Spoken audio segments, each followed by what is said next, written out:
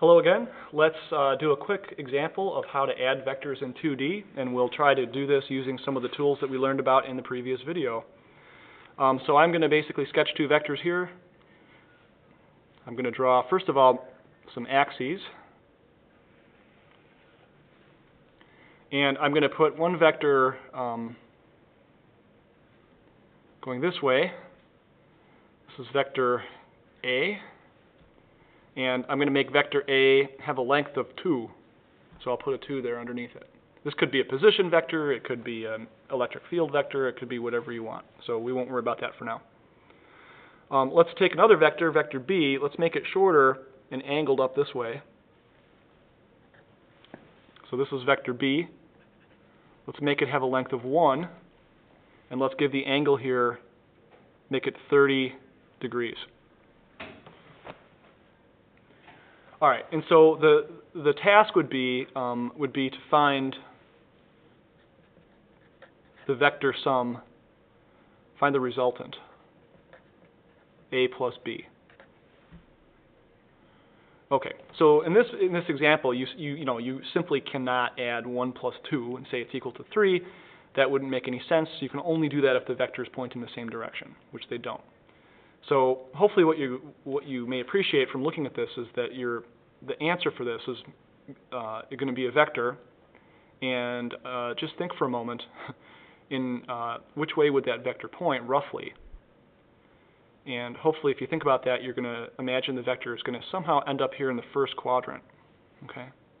And so our mission here is to figure out exactly how long is that vector and exactly what is its angle. So let me show you one way of doing this, which is pretty fail-safe. We're going to do the component method.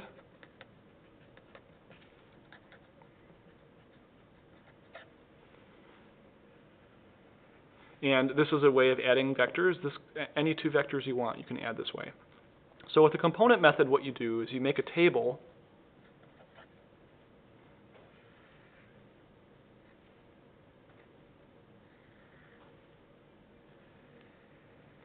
And your table is going to have an x column and a y column. And you have to find the x and y components of the vectors and then add them together. And then your answer is going to be the resultant.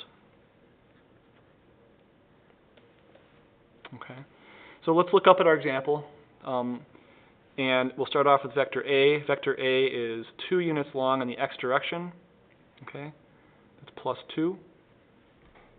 And vector A does not have a y component, so the y component is 0. Vector B is a little more complicated. Vector B is going to have a negative x component and a positive y component. So take a moment, I hope you can see that. Vector B is going to the left, and vector B is also going up. So you supply the negative and the positive based on your picture. All right, then you have to figure out, well, what are the numbers I'll put in here? And so when we look for the x component, I'm going to sketch that. My x component is going to be that piece of the triangle, and that piece of the triangle is going to be equal to 1 times the sine of 30. So you have to be careful here. With your sines and cosines, you need to look at the picture. Sine doesn't always go with the y part of the calculation. You have to really look and figure out which side is the opposite side. So in this case, bx would be opposite the 30-degree angle in that triangle. Okay. For the y component, by,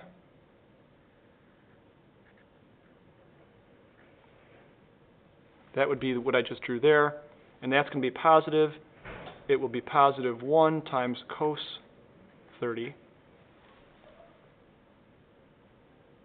And then that would be that component, and that's positive because it's going up. So that's the hard part. The rest of it is just adding up the columns. The sine of 30 is a half, so 2 minus a half is going to be 1.5. And the cosine of 30 is 0.866. And plus 0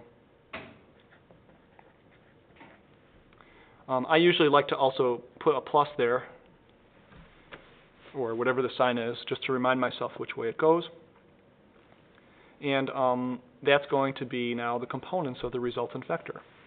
So I actually have my answer at this point. My resultant vector is going to be a vector which has a length of 1.5 in the I hat direction, and it has a length of 0.866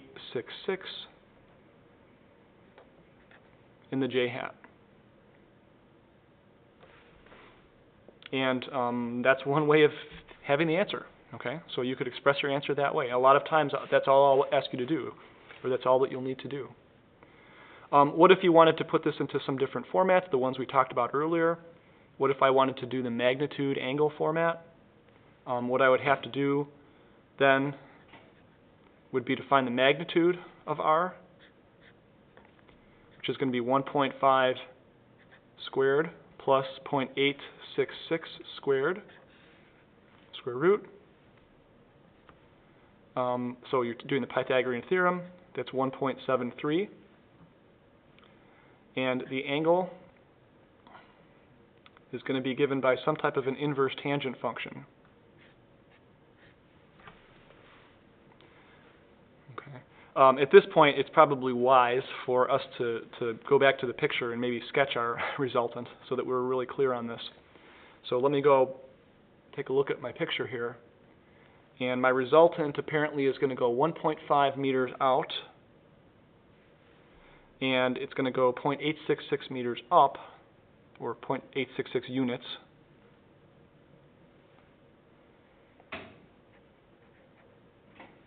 So it's going to be doing something like that. Okay. So that's actually my resultant vector. You'll notice that this vector that I'm getting here is actually can also be drawn with the head to tail method. If I take vector A and I sketch it out this way, and then I take vector B and I attach it head to tail wise, that leads me to R, which is the vector that I wanted. Okay. So I'm going to really highlight vector R so we don't get confused. That's vector R. This guy is the this is the answer, right? And so we figured that this has a length of 1.73, right? We got that from our table.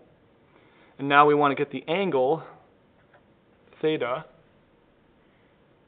And now I can identify what I need to plug in here.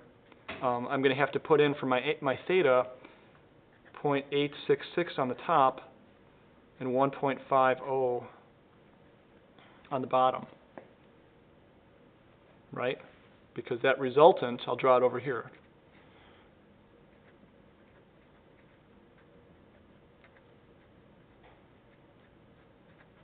The resultant vector has those components, right? So we're literally pulling the components out of the table and putting them into the inverse tangent function. Okay. And when you do this, you end up, interestingly, getting an angle of 30 degrees. So that's how you do that. Just make sure when you do that step that you're really looking at the picture and you're being thoughtful about it, because sometimes with angles, if the angle is something which is in some other place, you have to be careful with what you're calling opposite and adjacent. Okay. And for the last way of representing this, you could actually represent the vector with the unit vector notation. And I'm going to leave this for you to kind of verify. But you could say that this resultant is going to be equal to the magnitude of 1.73 times a unit vector, which points in the direction of the answer, excuse me. And I'd like you to go ahead and you can verify that the unit vector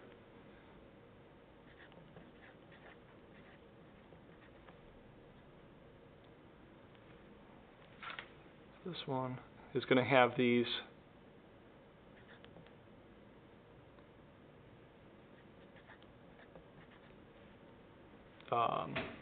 those components. Okay. So that's something that you guys can just check that, use your notes from before, but that would be the appropriate unit vector that points in the direction of r. So again, that unit vector would be, if this is r, if this is big R, the unit vector right here, r hat, is going to be having a length of 1 and pointing in that same direction. So you guys can check that out and make sure that that works. Anyway, this is the, just gives you kind of a quick example of what do you do when you have vectors that you have to add together when those vectors are in 2D. And the recommended procedure is probably to use the component method. And that if you do that and you follow the steps, you cannot go wrong. All right, so have fun.